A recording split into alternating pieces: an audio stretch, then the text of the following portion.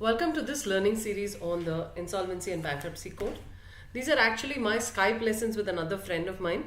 So I'm just sort of recording it as a personal video and sharing it for you.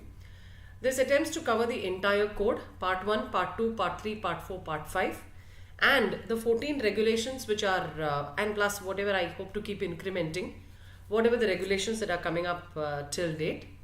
So we start off with the code. The Insolvency and the Bankruptcy Code 2016. A little bit I'm trying to focus from an exam perspective also. So this is an act to consolidate and amend the laws relating to reorganization and insolvency resolution of corporate persons, partnership firms and individuals in a time-bound manner for the maximization of value of assets of such persons, to promote entrepreneurship, availability of credit and balance the interests of all stakeholders, including, this is a very significant change, alteration of priority of payment of government dues, and to establish the Insolvency and Bankruptcy Board of India and for matters connected therewith or incidental thereto. So we now first come to part 1, which is the preliminary parts of the code. So this code is called as the Insolvency and Bankruptcy Code 2016, Section 1. It extends to the whole of India. Matter of emphasis, provided that part 3 of this code shall not extend to the state of Jammu and Kashmir. Star that. So that's the part that deals with individuals and partnerships. It shall come into force on such date as the central government may by notification in the official gazette appoint. Provided different dates may be notified for the application of for the provision of commencement of different sections of this code. So this is a code that's going to be notified in parts. Section 2, application. The provisions of this code shall apply to, I'll try and explain it to you in a logical order, individuals, partnership firms, limited liability companies, partnerships incorporated under the LLP Act 2008. 4. Company incorporated under Companies Act 2013 or under any previous law. 5. Any other company governed by any special act for the time being in force. 6. Any other body corporate incorporated under any law for the time being in force, as the central government may by specific notification specify on this behalf, in this behalf. This part is not yet notified.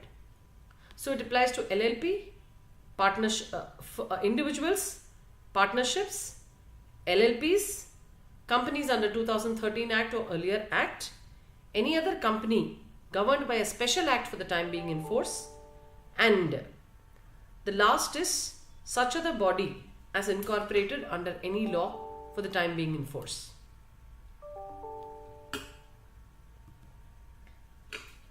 Definitions. In this code, unless the context otherwise requires, board means IBBI. These are the definitions. Please remember that the definitions feature in 3 places in this code. One here, one in the corporate part, and one in the individual part. So, board means IBBI. Bylaws means the bylaws made by the Insolvency Professional Agency. Charge means an interest or lien created on the property or assets of a person, or any of its undertakings, or both, as the case may be, as a security and includes a mortgage. Chairperson means chairperson of the board. Claim means a right to payment, whether or not such payment is reduced to judgment, whether it's fixed, disputed, undisputed, legal, equitable, secured or unsecured. All these are claims. And it's a exhaustive definition. It says claim means. Claim also means a right to remedy for a breach of contract under any law for the time being in force, whether such breach gives right to a payment, whether or not such right is reduced to judgment, fixed, matured, unmatured, disputed, undisputed, secured or unsecured. Yeah, this is very relevant. Corporate person means a company as defined in clause 20 of this act, of the Companies Act, or any other person incorporated with limited liability, but shall not include a financial service provider. Please remember, it will not include a financial service provider, which is the definition of a corporate person here. So, I'll explain to you when we come to the place where we are talking about a corporate person. Corporate debtor means a corporate person who owes a debt to any other person. So, which means corporate person who owes a debt. But in my corporate person itself, I have excluded financial service providers. So, if XYZ bank owes a debt to somebody, they can't be prosecuted under this code. They cannot be actioned under this code. Okay? Which means a debtor under this code, a corporate debtor cannot be a financial service provider because it doesn't fit into the corporate person definition. Core services, we saw at that time itself, accepting electronic submissions, safeguarding, safe and accurate recording of the information, A for authentication and verifying, and P for providing access. So just remember ASAP. Creditor means a person to whom a debt is owed, includes a financial creditor, an operational creditor, a secured creditor, unsecured creditor, and a decree holder. So he has a decree which entitles him.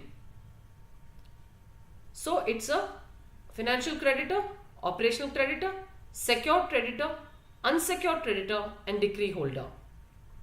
Debt means a liability or obligation in respect of a claim which is due from any person and can be a financial debt or an operational debt. Default means non-payment of a debt. Whole, any part or installment has become due and payable and is not repaid. So that is the condition for default. It should become due and it should not be paid.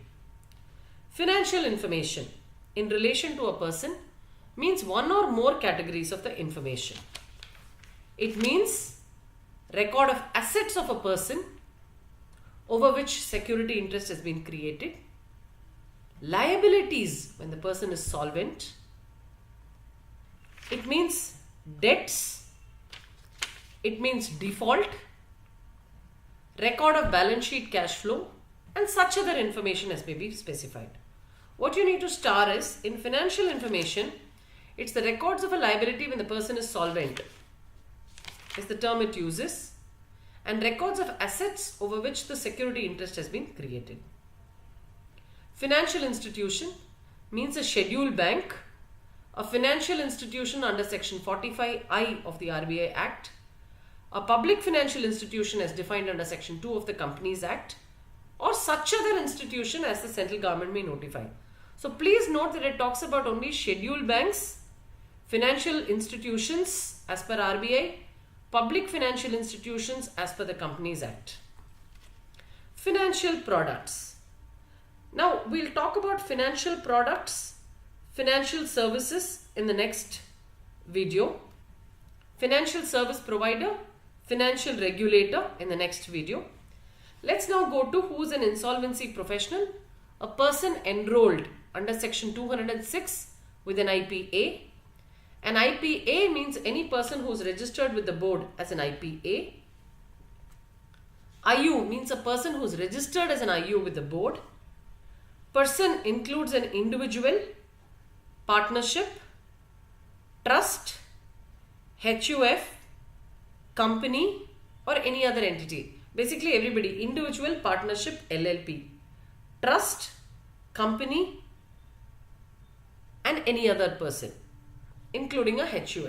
So let's go the progression: individual, HUF, partnership, LLP, trust, company, any other person, and person includes a person resident outside India.